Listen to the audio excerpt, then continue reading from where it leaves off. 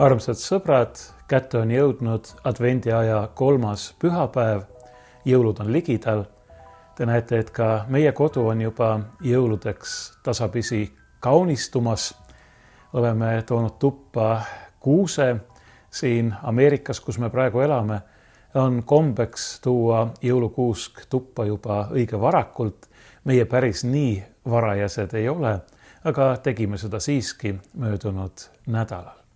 Sest et jõulud on ligidal. Ja sellest annab tunnistust ka advendiaja 3. pühapäeva vana kiriklik nimetus Gaudete, rõõmustage või olge rõõmsad. See nimetus on võetud apostel Pauluse kirjast Filiplastele, kus öeldakse nõnda. Olge ikka rõõmsad issandas. Taas ma ütlen, olge rõõmsad. Teie leebus saagu teatavaks kõigile inimestele. Issand on ligidal. Ärge muretsege ühtigi, vaid teie vajadused saagu kõiges Jumalale teatavaks tänu ütlemisega, palumises ja anumises. Ja Jumala rahu, mis on ülem kui kogu mõistmine, hoiab teie südamed ja mõtted Kristuses Jeesuses. Nii seisab apostel Pauluse kirjas Filiplastele 4. peatükis salmides 4-7. Ja mõnes traditsioonis, täpsemalt Rooma ja Lõuna-Euroopa traditsioonis, on selle teksti puhul tegemist advendiaja 3. pühapäeva vanakirikliku epistliga. Seda loeti või loetakse nendes kogudustes, mis järgivad vanemat traditsiooni just sellel pühapäeval. Meie traditsioonis, luterlikus või Põhja-Euroopa traditsioonis on see epistel nihutatud aga enamasti ühe pühapäeva võrra edasi, jõuludele eelnevale ehk advendiaja 4. pühapäevale, selleks et rõhutada veelgi enam jõulupühade, issanda sündimise püha lähedust ja sellega kaasnevat rõõmu. Aga muidugi ei kutsu apostel meid rõõmustama siin mitte eeskätt sellepärast, et lähenemas on jõulupüha. Apostel Paulus ei teadnudki veel midagi nendest jõulutraditsioonidest, mis on meile aastasadade jooksul nii harjumuspäraseks saanud. See ei tähenda, et jõulude pidamine oleks kuidagi vastuolus apostel Pauluse või üleüldse pühakirja arusaamisega, lihtsalt asjad võtavad aega ja ka traditsioonide kujunemine ei toimu mitte ühe hetkega, vaid põlvkondade ja aastasadade jooksul. Aga esmalt on siiski oluline, et me peame meeles, et me rõõmustame sellepärast, et issand on meie ligi. Ja eks seegi ole ju jõulude keskne sõnum. Me nimetame ju prohvet Jesaja raamatu alusel meie õnnistegijat Jeesust Kristust muude nimede või tiitlite hulgas Immanueliks ja Immanuel tähendabki just nimelt seda. Jumal on meiega. Jumal on tulnud meie juurde, ta on meie ligi ja nii nagu seesama apostel Paulus ütleb, mitte miski ei saa meid lahutada tema armastusest, Jumala armastusest, mis on Kristuses Jeesuses.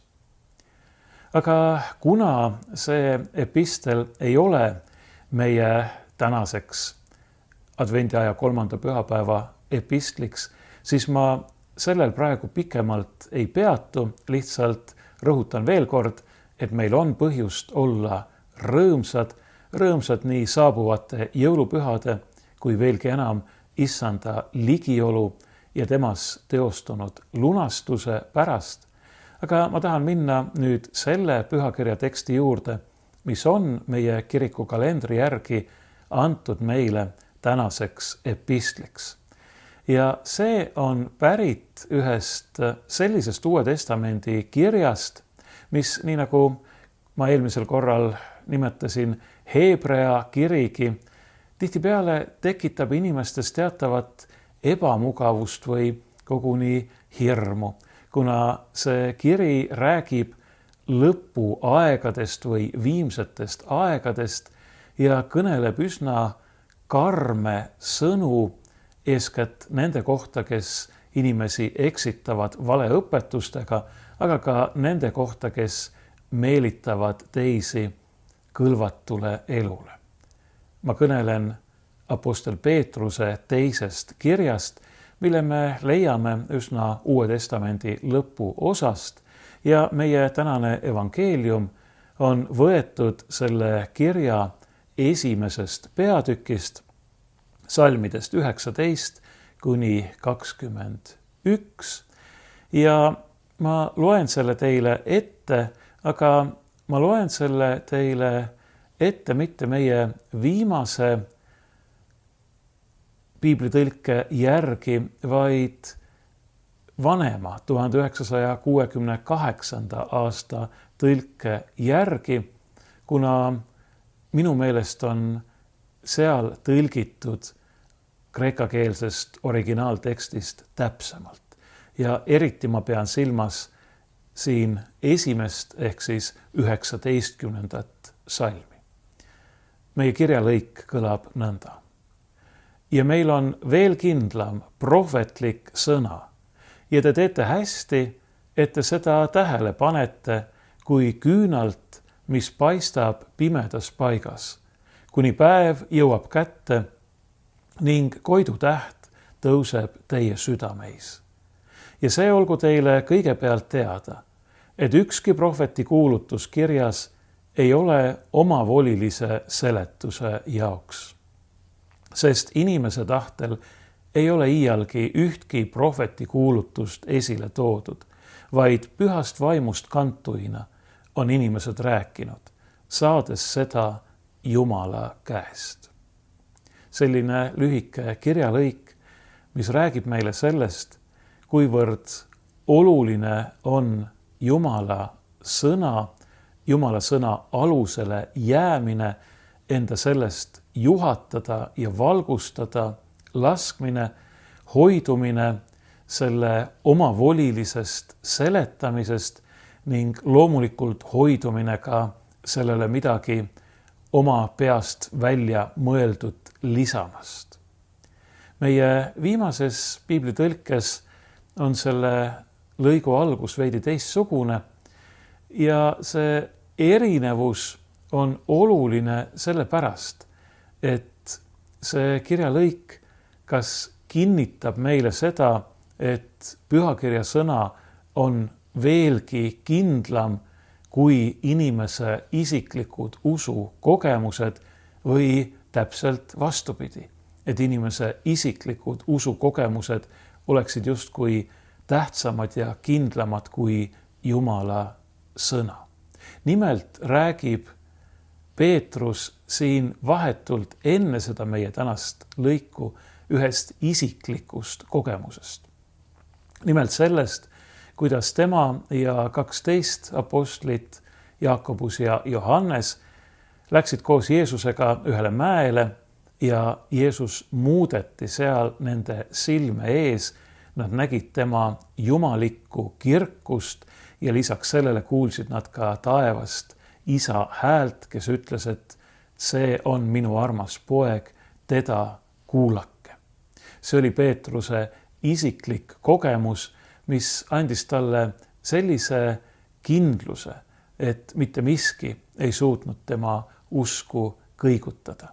Jah, me teame, et ega Peetruse usutee ei kulgenud konarusteta ja takistusteta ja käänudeta, aga need olid põhjustatud mitte tema usu nõtrusest, vaid võiksime öelda tema lihalikust nõtrusest, tema inimlikust argusest, mis kahtlemata ei ole mingi kiiduväärt omadus, aga on siiski parem kui usu kaotamine. Jeesus andis Peetrusele tema salgamise andeks, me teame seda, küsides Peetruselt pärast ülestõusmist 3 korda, kas sa armastad mind. Peetrus kinnitas oma armastust ja oma usku ja me teame ka seda, et ta suri hiljem Kristusest tunnistust andes, see tähendab märtri surma. Ja siin selles oma kirjas ütleb ta, et see kogemus, Jeesuse jumalikkuse nägemine seal muutmismäel oli tema jaoks põhjapaneva tähendusega. Aga nüüd ta jätkab ja kui me loeme seda Uue Testamendi kreekakeelset teksti, siis minu meelest on see 1968. aasta tõlge täpsem. Meil on midagi veel kindlamat. Meil on isiklikust kogemusest midagi veelgi kindlamat. Ja see on, nagu Peetrus siin ütleb, prohvetlik sõna või pühakirja sõna. Sest et inimlik kogemus võib teinekord olla petlik või kui tulevad teised kogemused, siis need võivad kuidagi õõnestada seda meie veendumust eelmises kogemuses. Aga Jumala sõna on kindel ja muutumatu. Ja seda me peame tähele panema, nagu siin öeldakse, otse kui küünalt või nagu võiks tõlkida ka otse kui lampi, lühtrit, sellest kreekakeelsest sõnast, mida siin kasutatakse, on tulnud eesti keelde ka sõna lühter, nii et tegemist ei ole mitte üksiku küünlaga, mitte vaevu kuidagi valgust andva lambikesega, vaid tõesti lühtriga, särava valgusega, et te panete seda tähele kui valgust, kui lampi, kui küünalt, kui lühtrit, mis paistab pimedas paigas. Ja see pime paik on see patune langenud maailm, kus on nii palju ohtusid, nii palju eksitusi, nii palju sellist, mis võib inimest kurjale teele viia, ahvatleda, kõlvatusse juhtida või ka lihtsalt inimese usu ja lootuse ära võtta. Me teame ju, et seda juhtub. Kui me vaatame enda ümber, me näeme seal nii ühte kui teist. Me näeme seal täiesti inimvääritut elu, me näeme seal ka palju kurja, me näeme seal ka palju lootusetust, meeleheidet. Ma ei taha kõike seda rõhutada, aga me teame, et see on paraku osa, lahutamatu osa meie maailmast, meie elust langenud inimestena, Aadama ja Eeva lastena. Ja selles pimeduses paistab Jumala sõna kui lamp, kui valgus, kui tõrvik, mis meid julgustab, mis annab meile lootust, aga mis meid ka juhatab, mida järgides me teame, et me oleme õigel teel ja see õige tee viib meid Jumala juurde. Me võime öelda koos Kristuse endaga, et selleks õigeks teeks ongi Kristus, Jumala inimeseks saanud sõna. Tema on tee ja tõde ja elu. Ja nii me näeme, et tegelikult meil ei ole vaja vastandada seda Kristuse isiklikku kogemist, tema ligiolu, tajumist, tunnetamist usu läbi ja pühakirja sõna, sest et Kristus ise on Jumala sõna, ka meile kõneldud, meie juurde saadetud sõna selleks, et avada meile Jumala olemus, Jumala olemise rikkus, Jumala armastuse saladused, selleks, et ühendada meid taas meie elu ja olemise allikaga. Aga ka see kirja pandud, kõigepealt prohvetite poolt kuulutatud ja siis kirja pandud Jumala sõna on tõepoolest Jumala sõna, Jumala kõne meile.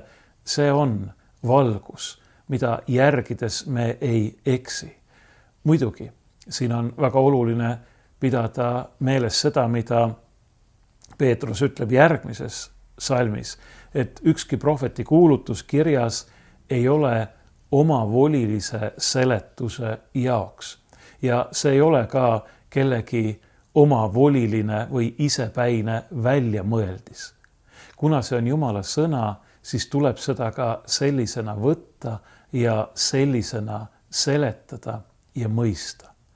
Ja tegelikult on siin 2 väga olulist printsiipi, mida ma tahan siinkohal nimetada ja rõhutada. Esiteks see, mida kinnitab Kristus ise mitmel korral, et kogu pühakiri kuulutab temast. Kogu pühakiri, ka Vana Testament, annab tunnistust Kristusest. Kristusest, kes on see, kes ühendab meid taas Jumalaga. Kogu pühakiri on selle rõõmusõnumi, selle evangeeliumi teenistuses. Nii et kui me tahame pühakirja õigesti mõista, siis me peame seletama seda Kristusest lähtudes, Kristuse keskselt. See on äärmiselt oluline.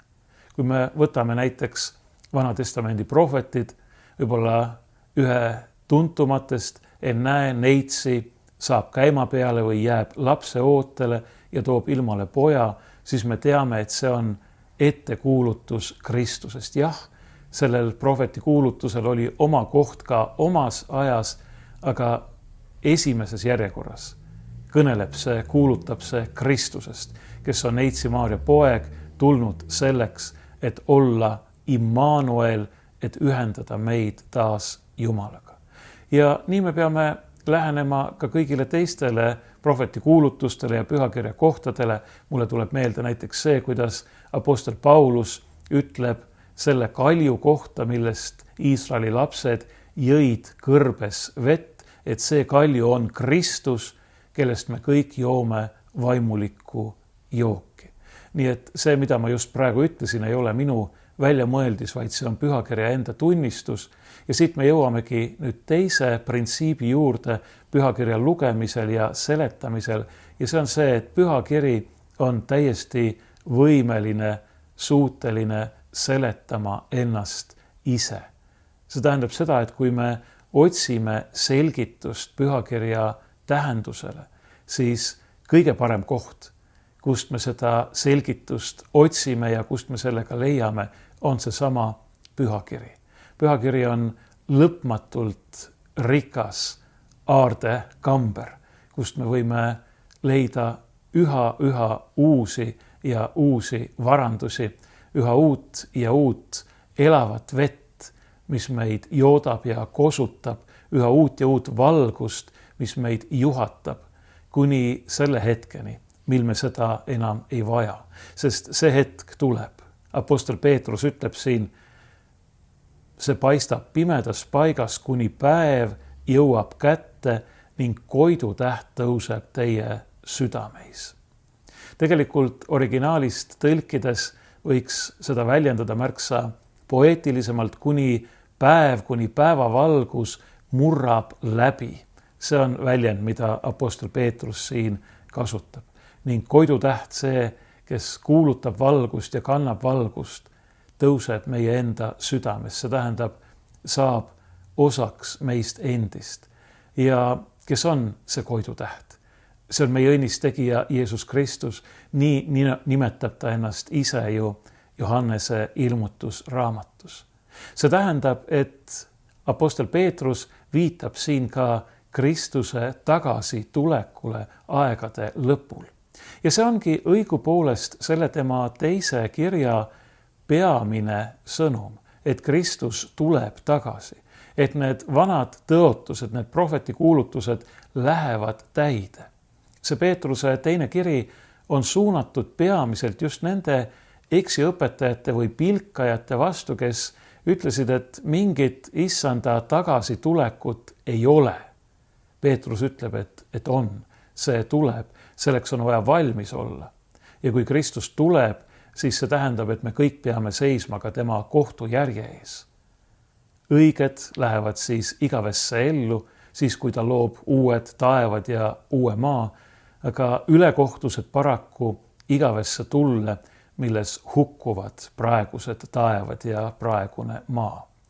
Jah, ma ütlesin ennist, et see kiri, see Peetruse teine kiri on üsna karm ja tõsine, aga see on oluline, sest siin on tegemist elu ja surma küsimustega, igavese elu ja igavese surma küsimustega. Jumal on teinud kõik selleks, et me võiksime pärida igavese elu. Ta on kinkinud oma poja, kes on kannatanud ja surnud meie eest, kes on meilegi oma ülestõusmisega avanud tee igavesse ellu ja kes tuleb tagasi selleks, et võtta meid enese juurde, selleks, et murda läbi pimeduse kui päeva valgus, selleks, et tõusta otse kui koidutäht meie südames, selleks, et me võiksime leida temas tõelise ja igavese elu, jääda igavesti temasse, nii nagu tema jääb igavesti meisse. Aga et see võiks sündida, selleks me peame praegu järgima seda valgust, milleks on meile Jumala sõna, see isiklikust kogemusest veelgi kindlam prohvetlik sõna, mis paistab pimedas paigas otse kui küünal või lamp ja mida järgides me ei heksi ega hukku. Aga mida järgides me peame, nagu ma juba ütlesin, meeles pidama, et see sõna ei ole meile antud omavolilise seletuse jaoks, vaid seda tuleb mõista ja seletada, lähtudes Kristusest endast ja sellesama sõna enda alusel sellega igal juhul kooskõlas. Apostel Peetrus jätkab öeldes, et inimese tahtel ei ole iial ühtki prohveti kuulutust esile toodud. See ei ole mitte inimese sõna. See ei tulene mitte inimlikust tahtest. Jah, inimesed räägivad väga paljusid asju ja tihtipeale nimetavad seda, mida nad räägivad, ka prohvetlikuks. Aga kui see esiteks ei kuuluta Kristust ja teiseks ei ole kooskõlas Jumala püha sõnaga, siis on see üksnes inimlik kõne, mis ei pruugi olla alati kahjulik, aga on igal juhul ohtlik ja ära rääkimata ohtlik siis, kui seda esitatakse Jumala sõnana, aga see tegelikult juhib Kristusest ja see tähendab ka Jumalast, tõest ja tõelisest elust eemale, mitte selle poole.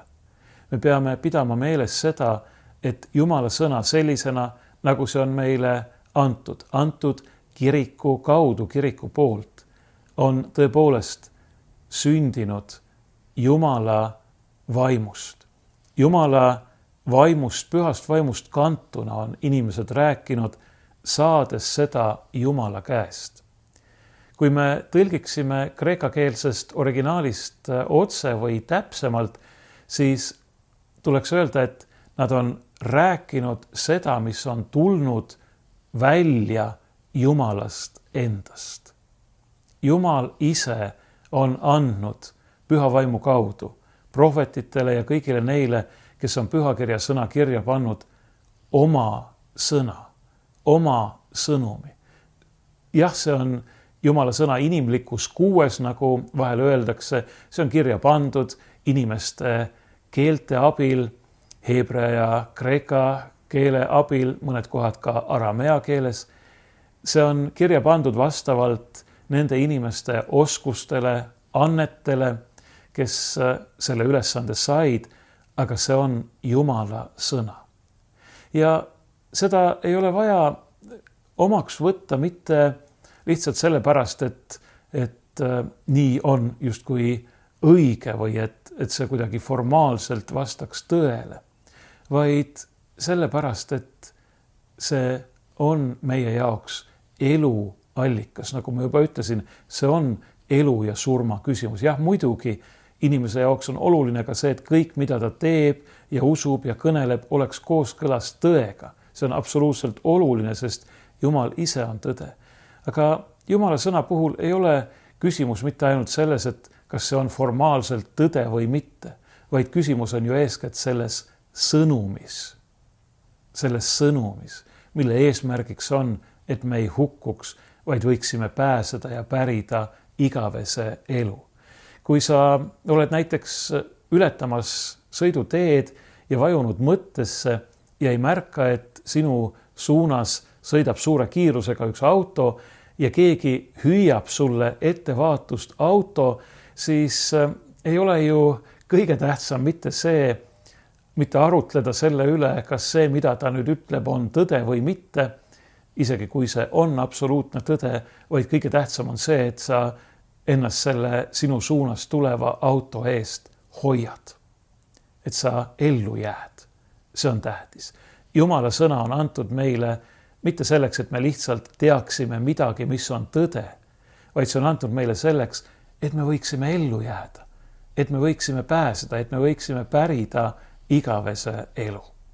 Sellest analoogiast, mida ma tõin kinni hakates, võiks muidugi veel öelda, et Jumal mitte lihtsalt ei hüüa meile eemalt, et auto tuleb, vaid ta tuleb või ta läkitab oma poja, kes tuleb selleks, et tõepoolest meid selle auto eest ära tõmmata või ära lükata, hoolimata sellest, et ta seejuures ise selle auto poolt löögi saab ja sureb. Nii nagu Kristus suri meie pattude pärast meie eest risti puul. Ta tuli ja andis ennast, sest tema armastus meie vastu on nii suur. Ja sellepärast on muidugi selge, et Jumala suurim sõnum, Jumala sõna suure algustähega on just nimelt Jeesus Kristus, kes on tulnud ja ennast meie eest andnud ja kelle tulemist, kelle sündimist inimlapsena siia maailma me peagi taas tähistame ja kelle taastulekut me rõõmuga ootame. Ma ei tahaks, et me ootaksime seda hirmuga. Jah, ma ütlesin, et me peame siis seisma tema kohtujärgi ees, aga me võime teada, et ta on meie lunastaja ja tema armastus katab kinni meie pattude hulga, kui me vaid usaldame ennast tema kätte. See ei tähenda, et me võiksime muutuda hooletuks või hoolimatuks, sest Jumala sõna järgimine tähendab ka seda, et me püüame elada kooskõlas tema tahtega. Kui te ei usu, mida ma praegu ütlesin, lugege sedasama Apostel Peetruse 2. kirja ja ka kõiki teisi pühakirja raamatuid ja te näete, et see on nii. Aga see, kes on meie heaks kõik juba teinud, kes on meid lunastanud, on ikkagi Jumal oma ainusündinud pojas Jeesuses Kristuses. Ja ka tema sõna, mida me loeme, mida me seletame ja mida me järgime, on antud meile selleks, et meil oleks tõeline elu. Te näete, sellel pühapäeval, mis kutsub meid rõõmustama, on meil rohkesti põhjust rõõmustada. Olgem siis rõõmsad, Issand on ligidal, mitte ainult jõulupühadel, vaid alati, sest Jumala ainusündinud poeg on saanud inimeseks. Ta on Immanuel, ta on Jumal meiega.